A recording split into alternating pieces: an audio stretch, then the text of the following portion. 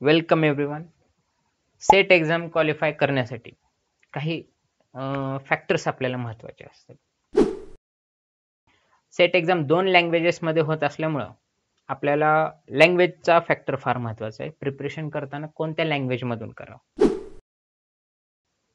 Number दुसरा factor आहे की प्रिपरेशन. प्रिपरेशन कसं केलं पाहिजे सेट एक्झामसाठी, जेणेकरून की आपल्याला कमी अभ्यासामध्ये किंवा कमी थिंग्स रिमेंबर करून आपल्याला जास्तीत जास्त आउटपुट त्याचा मिळेल, जास्तीत जास्त मार्कामध्ये आपल्या अभ्यासाचं कन्व्हर्जन होईल. आणि तिसरा फॅक्टर आहे टाइम मॅनेजमेंट. टाइम मॅनेजमेंट नसल्यामुळं मला तेवढ्याच अभ्यासामध्ये 50 मार्क पडले होते. आणि नेक्स्ट इयरला मी प्रॉपर प्लॅनिंग केलं की टाइम मॅनेजमेंट एक्झाममध्ये मी कसं करायचं, कोणत्या क्वेश्चनला किती वेळ द्यायचा, आणि यावर मी फोकस केला. त्या गोष्टी शेड्यूल केल्या आणि त्या शेड्यूलनुसार मी चाललो. त्याच्यामुळे माझा स्कोअर डेफिनेटली 30-35 मार्कांनी वाढला.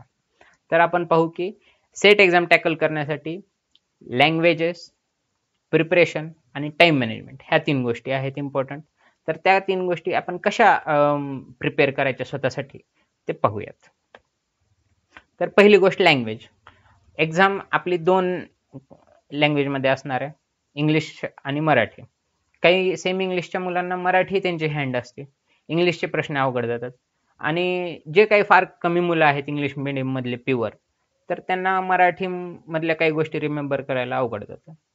आणि जे सेमी इंग्लिशमधले मुलं आहेत ज्यांची संख्या खूप जास्त आहे, तर त्या मुलांना असं होतं की मराठीमधले अवघड शब्द त्यांना कळत नाहीत आणि इंग्लिशमधले पूर्ण इंग्लिशमध्ये पेपर देणं इम्पॉसिबल होऊन जातं. तर कुठेतरी दोन्ही लँग्वेजचा समतोल आपल्याला साधला पाहिजे. तर माझ्या अकॉर्डिंग टू, जसं मी इथं मेन्शन केलेलं आहे की मराठीमध्ये ICT, एन्व्हायरमेंट, हायर एज्युकेशन ह्या 3 गोष्टी पूर्ण लर्न केल्या पाहिजेत प्युअर मराठीमध्ये. कारण यामध्ये जास्तीत जास्त काय असणार आहे, एन्व्हायरमेंटमध्ये डेटा असणार आहेत, ICT मध्ये लॉंग फॉर्म असणार आहेत, आणि हायर एज्युकेशनमध्ये कोणत्या वर्षी काय झालं आणि ह्याचं लॉंग फॉर्म काय, कोणी स्थापन केलं वगैरे ह्या गोष्टी विचारतात. तर त्या मराठीमध्ये आपण जर लर्न केल्या तर आपल्याला असं होतं की एक्झाममध्ये तो क्वेश्चन टॅकल करायला आपल्याला कमी वेळ लागतो आणि तिथं आपला बेनिफिट होतो. आणि पुढचे 3 आहेत मॅथमॅटिकल रिझनिंग, लॉजिकल रिझनिंग आणि डेटा इंटरप्रिटेशन. तर ह्या 3 गोष्टींमध्ये कसं होतं की मुलांना मराठीमध्ये क्वेश्चन वाचून त्यांचं आन्सर काढायला सोपं जातं पटकन, किंवा मराठीमध्ये गणितातले प्रश्न लवकर कळतात. म्हणून हे 6 टॉपिक आपण प्युअर मराठीमधून लर्न केले पाहिजेत. आणि राहतात दुसरे 3 टॉपिक, जे की टीचिंग, रिसर्च आणि कम्युनिकेशन. तर हे 3 टॉपिक पर्सनली माझं असं म्हणणं आहे की इंग्लिशमधूनच प्रिपेअर करावे, जेणेकरून असं होतं की नेट एक्झाम जे देतात त्यांना बेनिफिट आहे की मराठी इंग्लिश स्विच करत बसायची गरज नाही. आणि जे फक्त सेटसाठी आहेत मुलं, तर त्यांना असं होतं की ह्या 3 ज्या कॉन्सेप्ट आहेत त्यांचे काही शब्द आहेत ते फार अवघड आहेत. मराठी मीडियम जरी असेल तरी त्यांना ते लक्षात ठेवायला फार अवघड जातं. जसं की अध्यापनाचे प्रकार वगैरे असं तसं, रिसर्चचे प्रकार, तर ते नावं रिमेंबर करून त्यांच्यामधल्या गोष्टी लक्षात ठेवणं फार अवघड जातं. तर हे जशाल तसं इंग्लिशमध्ये जर आपण लर्न केलं, आणि रिसर्चचा कंटेंट इतका हाय आहे कारण तो पेट एक्झामसाठी सुद्धा टॉपिक आहे. तर यामध्ये आपण जर रिसर्च जशाला तसा इंग्लिशमध्येच लर्न केला, जो की high quality content already available आहे, त्याचा उपयोग केला तर आपल्याला जास्त फायदेमंद ठरतं. कारण ह्या गोष्टी तुम्ही मराठीत वाचायला जाचाल तर यामध्ये फार लिमिटेशन्स येतात आपल्याला, की मराठीमध्ये एक तर पुस्तकं नाहीत, पुस्तकं असतील तरी त्यांच्यातले संज्ञा फार अवघड आहेत. मग ह्याच्यापेक्षा हे इंग्लिशमध्ये प्रिपेअर केलं, यूट्यूब व्हिडिओ सुद्धा पाहिले तरी आपल्याला हे विषय हँड होऊन जातात. आणि जो आता विषय राहतो पॅराग्राफचा, कॉम्प्रिहेन्शन, तरी हे आपण मराठी किंवा इंग्लिश आपापल्या पद्धतीनुसार टॅकल करावं. कारण कसं असतं, कोणाची ग्रास्पिंग पॉवर मराठीमधली जास्त, इंग्लिशमधली कमी, किंवा रिव्हर्स सुद्धा असू शकते. तर यामध्ये आणि काही जण असे पण सांगतात की मराठीमधला अवघड येतो उतारा, इंग्लिशमधला सोपा असतो, तुम्ही इंग्लिशमधला सोडवा. पण मला पर्सनली असं वाटतं की त्यावेळी जे तुम्हाला योग्य वाटेल ते करा, अगोदर ह्याचं प्रिपरेशन करू नका. आणि समजा मराठीमधला उतारा तुम्ही सोडवायला जात असाल तर एवढी तयारी ठेवायची की तो उतारा आपण पूर्ण त्याचा अर्थ समजून घेऊन सोडवला पाहिजे. कारण तिथं असं असतं की पहिले 2 क्वेश्चन इझी असतात मधला क्वेश्चन मॉडरेट असतो आणि शेवटचे 2 क्वेश्चन ह्या पूर्ण उत्तराचा सार असतो. आपण कसं करतो, एक एक प्रश्न झाला की पुढे पुढे सरकत जातो, ह्याचं प्रश्नाचं उत्तर त्याच्या पुढे असेल असं वाटतं, पण तसं नसतं. हे उत्तरे नक्कीच डिफिकल्ट असतात आणि त्याच्यामुळे पूर्ण अर्थ समजून ह्यांना टॅकल करा. सो हा झाला लँग्वेजचा प्रश्न. सो हे 6 चॅप्टर तुम्ही प्युअर मराठीमध्ये करायचे, हे 3 इंग्लिशमध्ये करायचे आणि उतारा जसा तुम्हाला वाटेल तसा. ह्या पद्धतीने गेलं तर मला असं वाटतं सोपं जाईल तुम्हाला. सो पुढची गोष्ट आहे की प्रिपरेशन, की सेट एक्झामचं प्रिपरेशन कसं करायचं. कारण बघा, सेट कोणतीही एक्झाम आपल्याला क्रॅक करायची असेल तर त्यामध्ये प्रिव्हियस इयर हे फार मदतीचे ठरतात. मग पहिल्यांदा प्रिव्हियस इयर गोळा करा. पूर्ण प्रिव्हियस इयर तुम्ही जर लिहून काढले तर तुम्हाला लक्षात येईल की ह्या चॅप्टरमध्ये कोणत्या पॉईंटवर त्यांनी फोकस केलेला आहे आणि ह्याचा नकळत बेनिफिट जास्त होतं. पूर्ण आपलं प्रिपरेशन पण होतं आणि रिव्हर्स क्वेश्चन खूप वेळा विचारतात सेटमध्ये. म्हणजे 22 आणि 21 मध्ये म्हणजे ज्या एक्झाम झाल्यात रिसेंटली 20 नंतर, त्यांच्यामध्ये फार क्वेश्चन एक पद्धतीने आला तर पुढच्याच वर्षी रिव्हर्स पद्धतीने ते क्वेश्चन विचारले. सो त्याच्यासाठी जर तुम्ही प्रिव्हियस इयर हाताने लिहून काढले आणि तुमच्याकडे संचित असतील तर फायदेमंद ठरतं आणि एक्झामला जाण्यापूर्वी त्यांच्यावरून फक्त एक रिव्हिजन केली तरी त्याचे बेनिफिट फार आहेत असं मला वाटतं. सो हे प्रिव्हियस इयरच्या बाबतीत आपलं पॉईंट कव्हर झालाय. सो पुढे आहे की जे टॉपिक कॉम्प्लिकेटेड आहेत त्यांचा अभ्यास तुम्ही यूट्यूबवरून करा.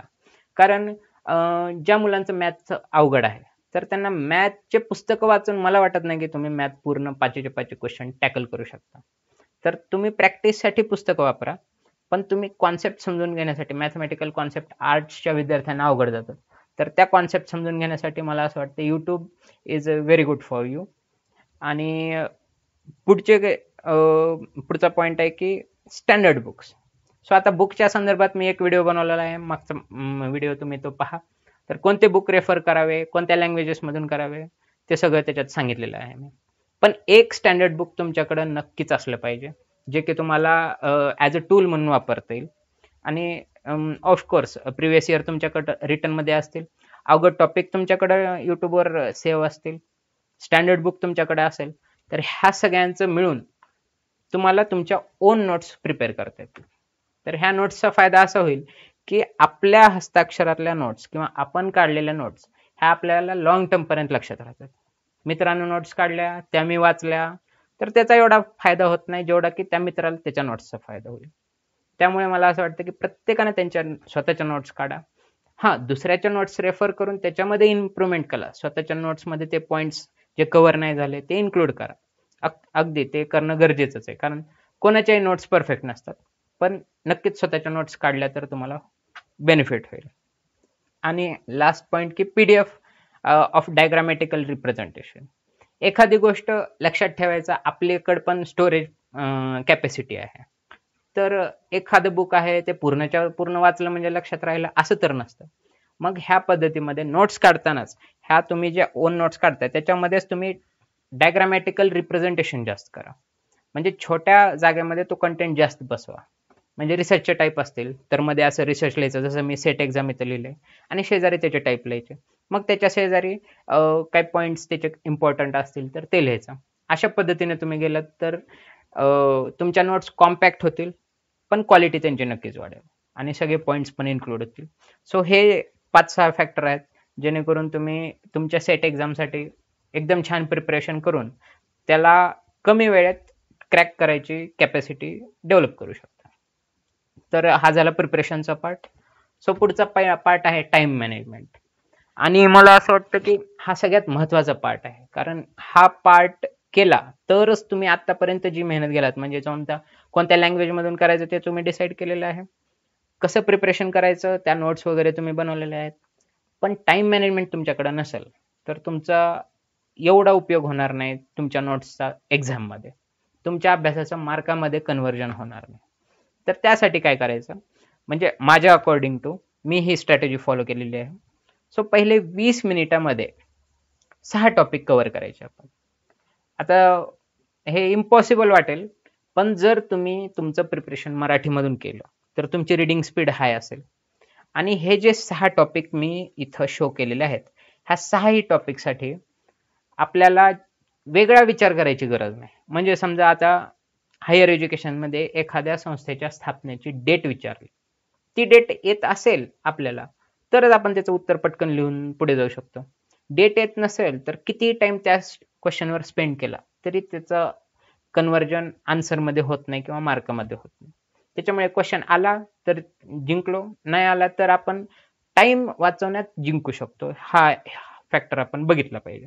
सो हे 6 जे टॉपिक आहेत, जसे की टीचिंग, रिसर्च, कम्युनिकेशन, हे पहिले 3 एकदम सोपे आहेत आणि जसं मी तुम्हाला सजेस्ट केलेलं आहे मागच्या स्लाइडमध्ये की हे इंग्लिशमधून प्रिपेअर करायचे तुम्हाला, जेणेकरून ह्यांचे येणारे क्वेश्चन हे स्ट्रेट फॉरवर्ड तुम्हाला कळतील, जशाल तसं तुम्हाला आकलन होईल आणि क्वेश्चन सॉल्व्ह करायला मदत होईल.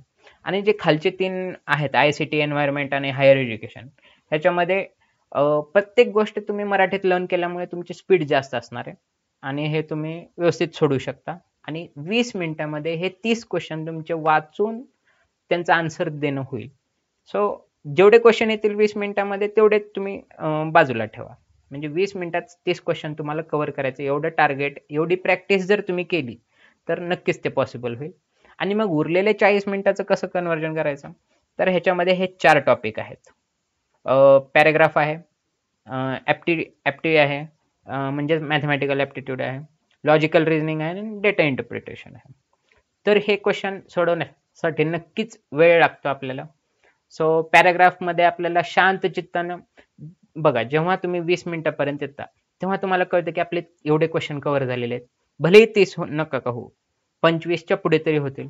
मग ते क्वेश्चन कव्हर झाल्यास तुम्हाला जो कॉन्फिडन्स येतो तो फार महत्वाचा आहे. मग त्या कॉन्फिडंटनं तुम्ही जर पॅराग्राफ अटेंड केला तर तो तुम्हाला नक्कीच चांगल्या डायरेक्शनला पोहोचवेल, नक्कीच मार्क देऊन जाईल. आणि मॅथमॅटिकल रिझनिंग, लॉजिकल रिझनिंग आणि डेटा इंटरप्रिटेशन ह्या 3 चॅप्टरमध्ये टाइम तुम्हाला घेणं गरजेचं आहे. तुम्हाला आन्सर तर येत असतात पण तो सफिशियंट टाइम त्या क्वेश्चनसाठी डेडिकेट तुम्हाला करावा लागतो. आणि तुमच्याकडे 40 मिनिटं उरतात, त्याच्यामध्ये हे 20 क्वेश्चन उरतात. सो तुम्ही आरामात हे क्वेश्चन सोडवू शकता. जसं तुमचा मागचे 20 मिनिटं गेलेले आहेत, पहिले 20 मिनिटं, त्याच्यात तुम्हाला तुमचा कॉन्फिडंट, तुम्हाला वाटलं की खूप माझे क्वेश्चन करेक्ट आलेत वगैरे, आता क्वेश्चन आपण रिलॅक्समध्ये सोडवू, तर तुम्ही ह्या 40 मिनिटांमध्ये ते तुम्ही शेड्यूल करू शकता त्या परिस्थितीनुसार.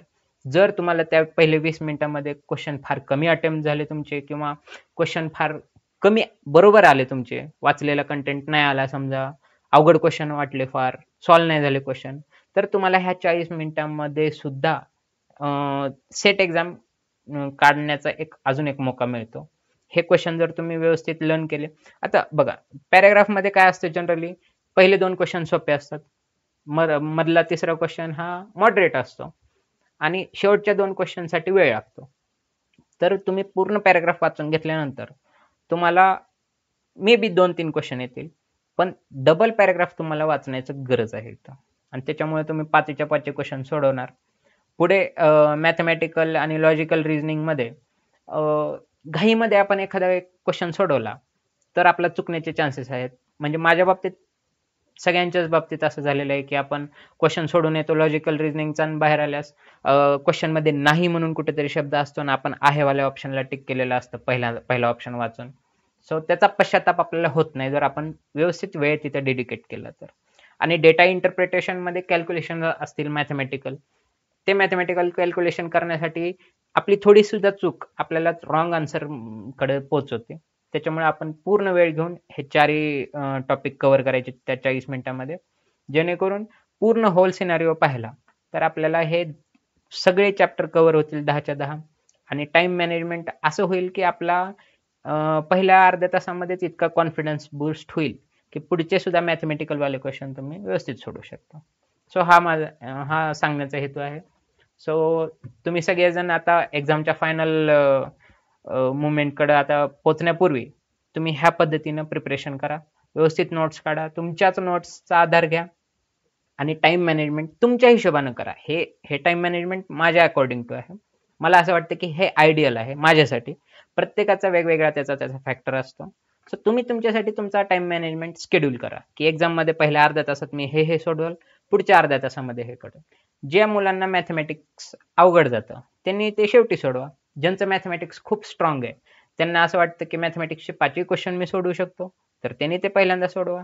हे बाकीचे 6 चॅप्टर राहिलेले नंतर सोडवा. तर असं तुमचे जे स्ट्रॉंग पॉईंट आहेत ते पहिल्यांदा घ्या आणि जिथं की तुमचा कॉन्फिडन्स बूस्ट होईल आणि मग उरलेल्या 30 मिनिटांमध्ये तुम्ही तुमचे हार्ड वाटणारे क्वेश्चन टॅकल करू शकता आणि व्यवस्थित त्यांचे आन्सर मिळवू शकता. आणि रिक्वायर्ड डेफिनेटली मी नेहमी एक म्हटलेलं आहे की दुसरा पेपर जरी किंग असेल तरी पहिला पेपर हा किंग मेकर आहे. त्याच्यामुळे आपल्याला किंग मेकरकडे नक्कीच लक्ष द्यावं लागणार आहे. सो गुड लक एव्हरीवन. थँक्यू. ओके, एकदम छान. म्हणजे सहज